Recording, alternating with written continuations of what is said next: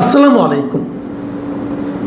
প্রিয় দর্শক, সাবেক রাষ্ট্রপতি সদ্য সাবেক রাষ্ট্রপতি মোহাম্মদ শাহাবুদ্দিন তিনি আজকে বঙ্গভবন ছেড়ে চলে গেছেন। যেহেতু উনি সাবেক হয়েছেন, উনি আরও কয়েকদিন থাকতে পারতেন, কিন্তু গতকালকে পদত্যাগ করেছেন, আজকেই চলে গেছেন বঙ্গভবন ছেড়ে উনি গুলশানে নিজের যে ফ্ল্যাট আছে সেখানে উঠেছেন। এটা একটা খবর। পাশাপাশি আমরা গত দুদিন ধরে এই রাষ্ট্রপতির বিদায়ের পর কি হতে পারে, বিদায় কেন হলো, এগুলো তো আলোচনা হচ্ছিলই। বিদায়ের পর কি হতে পারে এটা নিয়ে নানাভাবে নানাজন আলোচনা করছেন। আপনারা জানেন, দীর্ঘদিন ধরে জামায়াতে ইসলামী এবং এনসিপি শাহাবুদ্দিন সাহেবের পদত্যাগের দাবিতে আন্দোলন করেছেন, তাকে বিদায় করতে হবে এরকম দাবি করেছেন। অন্তর্বর্তীকালীন সরকারের আমলে দাবি করেছেন, এবং বিএনপি সরকার যখন দায়িত্ব নিয়েছেন তখনও দাবি করেছেন, এবং সংসদের প্রথম অধিবেশনে যখন রাষ্ট্রপতি ভাষণ দিয়েছেন সেই ভাষণ তারা শুনবেন না বলে সেটা বয়কট করেছেন। তার মানে রাষ্ট্রপতিকে একটা মুহূর্ত সহ্য করার মতো ধৈর্য এবং মানসিকতা আমরা জামাতে ইসলাম এবং এনসিপির মধ্যে দেখিনি। সেক্ষেত্রে যখন নাকি রাষ্ট্রপতি বিদায় হয়ে গেলেন, পদত্যাগ করলেন, তখন তারা অবশ্যই উল্লসিত ছিলেন। এবং এনসিপির কোনো নেতাকে এমনও বলতে শুনলাম যে তারা বিএনপি সম্পর্কে বললেন যে বিএনপি সব কিছুই বোঝে, একটু পরে বোঝে, দেরিতে বোঝে। আবার কেউ কেউ বলতে শুরু করলেন যে বিএনপি পানি ঘোলা করে খেতে পছন্দ করে, কাজে একটু দেরিতে তাকে সরিয়ে দিল। দেখুন, আমি বরাবর যে কথাটা বলেছিলাম, আগেও বলতাম, এখনও বলি, যে একটা গণতান্ত্রিক প্রক্রিয়া, গণতন্ত্র কিন্তু একটা দলের উপর নির্ভর করে না। গণতন্ত্র একটা প্রতিষ্ঠান, একটা ইনস্টিটিউশন, একটা প্রাতিষ্ঠানিক চেহারা থাকে গণতন্ত্রের। নির্বাচিত যিনি হন, যিনি রাষ্ট্রপতি নির্বাচিত হন, এই পদটা হলো নির্দলীয় পদ। কোনো দলীয় ব্যক্তি দল থেকে পদত্যাগ না করে রাষ্ট্রপতি হতে পারেন না। এটি হলো নিয়ম, যে আপনাকে আগে দল থেকে পদত্যাগ করতে হবে, যে আমি দলের সঙ্গে আমার কোনো সম্পর্ক নাই, তারপর উনি রাষ্ট্রপতি পদে দাঁড়াবেন এবং উনি রাষ্ট্রপতি নির্বাচিত হবেন, যে প্রক্রিয়ায় হয় সংসদ সদস্যদের ভোটে। কিন্তু যখন উনি রাষ্ট্রপতি হবেন তখন আর উনি কোনো দলের থাকবেন না, উনি পুরো দেশের হবেন, পুরো জনগণের হবেন। রাষ্ট্রপতি কিন্তু সরকারের অংশ নয়, বাট রাষ্ট্রপতি অ্যাবাভ দ্য গভর্নমেন্ট। রাষ্ট্রপতির পদটা সরকারের উপরের পদ, সরকারি কোনো পদ না কিন্তু এটা। তো যে কারণে রাষ্ট্রের সর্বোচ্চ ব্যক্তি যিনি হবেন উনি কোনো দলের প্রতি অনুগত থাকবেন না, উনি কোনো সরকারের প্রতিও অনুগত থাকবেন না। এটাই হলো তাত্ত্বিক অবস্থান। কাগজে কলমে এভাবে রাষ্ট্রপতির পদটাকে নির্ধারণ করা হয়। তো রাষ্ট্রপতি যিনি হবেন তিনি সেরকমই থাকবেন। কিন্তু সেটা কি সম্ভব হয় আমাদের দেশে? হয় না। আমরা বারবার দেখেছি যে রাষ্ট্রপতি পদটাকে নানাভাবে অপদস্থ করা হয়, রাষ্ট্রপতিকে নিয়ে নানা রকম কথাবার্তা বলা। রাষ্ট্রপতি পদটাকে এতটাই গুরুত্ব দেওয়া হয় সংবিধান অনুযায়ী সবসময়। আপনি ৭২-এর সংবিধানকে বাতিল করেন, নতুন যে সংবিধান করবেন সেখানেও দেখবেন এই রাষ্ট্রপতি পদটাকে এতটাই গুরুত্ব দেওয়া হয় যে রাষ্ট্রপতি যখন দায়িত্বে থাকেন ওই সময় উনি যা যা কাজ করবেন তার কোনো কাজ নিয়ে আপনি আদালতে যেতে পারবেন না। রাষ্ট্রপতিকে এই ছাড়টা দেওয়া হয়। রাষ্ট্রপতির কোনো কাজ দিয়ে কেউ আদালতে দ্বারস্থ হতে পারবে না, তার বিচার চাইতে পারবে না। সেটাকে আমরা মানি, আমরা প্রতিনিয়ত এটাকে লঙ্ঘন করি, এবং লঙ্ঘন করার মাধ্যমে আমরা এক ধরনের গণতন্ত্র খুঁজি। আমরা বলার চেষ্টা করি যে এটাই নাকি প্রকৃত গণতন্ত্র। এরকম দৃশ্য আমরা দেখেছি, এর আগেও দেখেছি। আপনাদের নিশ্চয়ই মনে আছে যে অন্তর্বর্তীকালীন সরকারের সময় এই রাষ্ট্রপতিকে অপসারণের জন্য এই হাসনাত আবদুল্লাহরা ওনারা রাষ্ট্রপতি বঙ্গভবনের সামনে গিয়েছিল, আন্দোলন করেছিল তাকে সরিয়ে দেবে। অভিযোগ ছিল উনি স্বৈরাচারের ফ্যাসিস্টের দোসর এই হিসাবে। হতেও পারে, অবশ্যই উনি শেখ হাসিনার সরকার দ্বারাই নির্বাচিত ছিলেন, শেখ হাসিনার পক্ষের লোকই ছিলেন। কিন্তু একটা কথা মাথায় রাখবেন, অন্তর্বর্তীকালীন সরকার কিন্তু নিজেদেরকে সবসময় দাবি করত যে তারা একটা সাংবিধানিক সরকার, তারা সংবিধান অনুযায়ী চলছে। এখন এই সাংবিধানিক সরকারের যাত্রাকে অব্যাহত রাখার জন্য যদি রাষ্ট্রপতির সহযোগিতা না পাওয়া যেত তাহলে কিন্তু আসলে সমস্যা হতো। যেমন ধরুন শেখ হাসিনার বিদায়, উনি পদত্যাগ করেছেন কি করেননি, সংসদ ভেঙে দেওয়া, নতুন করে একটা অন্তর্বর্তীকালীন সরকার গঠন করা, এই সবই কিন্তু রাষ্ট্রপতির হাত দিয়ে হয়েছে। এবং তারপরে যে নির্বাচনটা হলো, এই নির্বাচন করা এবং তার আগে অন্তর্বর্তীকালীন সরকারের আমলে 133টা অধ্যাদেশ জারি করা, এই সবগুলি কিন্তু রাষ্ট্রপতির দ্বারা হয়েছে অথবা রাষ্ট্রপতির নামে হয়েছে। তো এগুলি কোনোটা করার ক্ষেত্রে কিন্তু উনি অন্তর্বর্তীকালীন সরকারের কোনো সিদ্ধান্তে উনি কিন্তু কোনো ধরনের বিরোধিতা করেননি।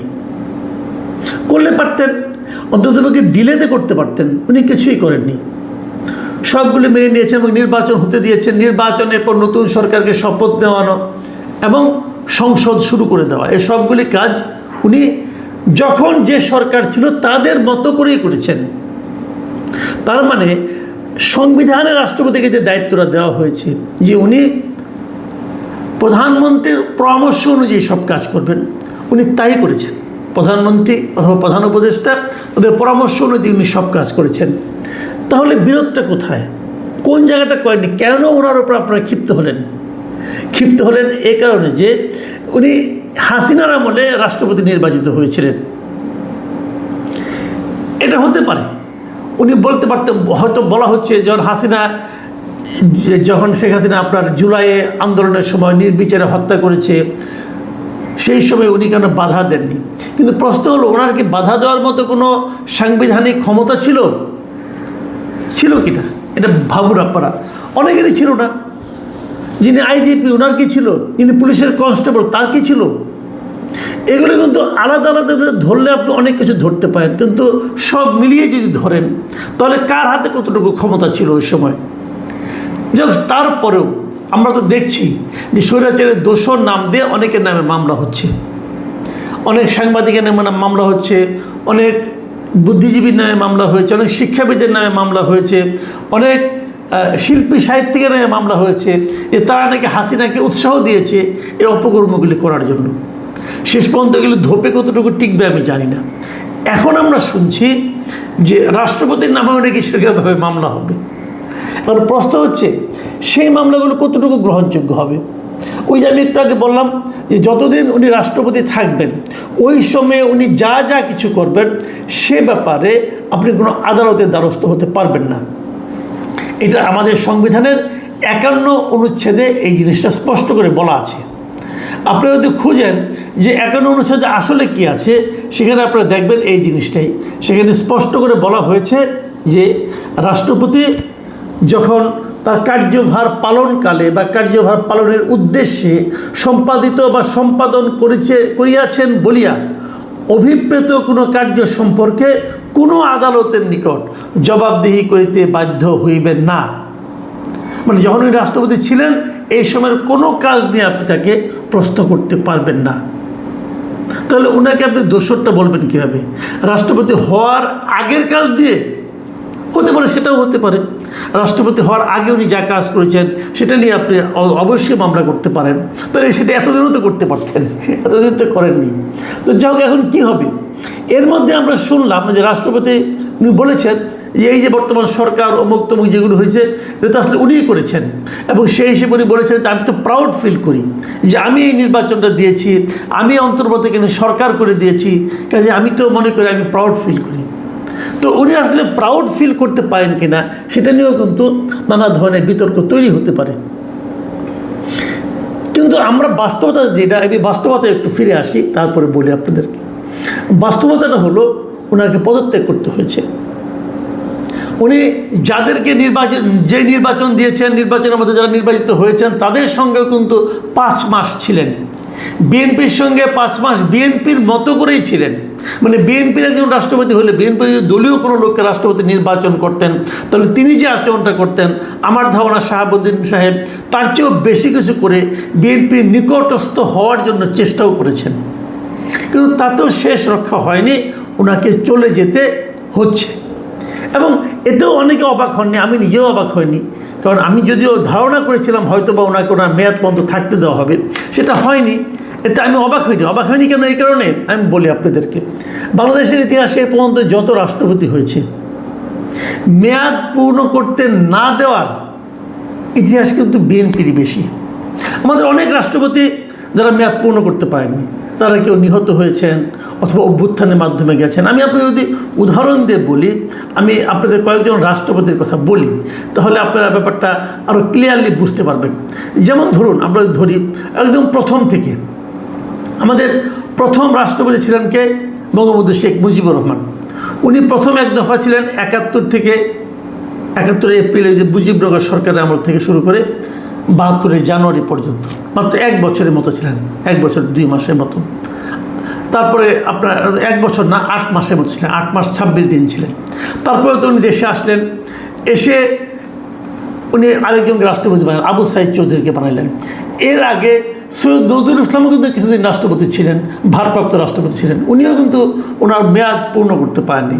আমাদের দেশের রাষ্ট্রপতি মেয়াদ হলো 5 বছর। আবু সাইদ চৌধুরী তিনিও পূরণ করতে পারেন, তিনি 1 বছর 11 মাস 12 দিন ছিলেন। তারপরে এসেছিলেন মোহাম্মদুল্লাহ, এক ভদ্রলোক ছিলেন, এক অদ্ভুত লোক। একে নিয়ে বলতে গেলে আলাদা একটা এপিসোডই করা যায় যে কেমন রাষ্ট্রপতি ছিলেন।